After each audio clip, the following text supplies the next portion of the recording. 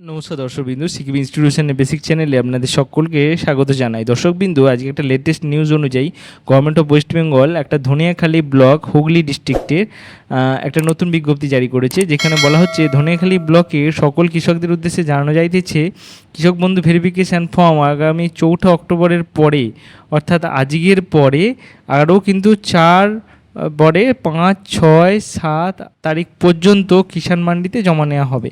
অর্থাৎ এটা কিন্তু ধনিয়াখালী ব্লকের হুগলি ডিস্ট্রিক্টের আপডেট।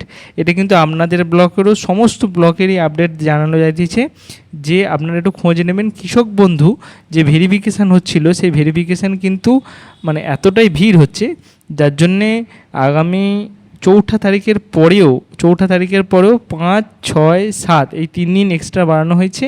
এই 3 দিন বাড়ানোর ফলে কি জানা যাইতেছে যে আরও ভিড়টা যাতে কমে, এবং ভিড় প্রচণ্ড পরিমাণে হচ্ছে, কৃষকরা তাদের সকল কাগজপত্র সহ ভেরিফিকেশানে যেন কাউন্টারে এসে জমা দেন।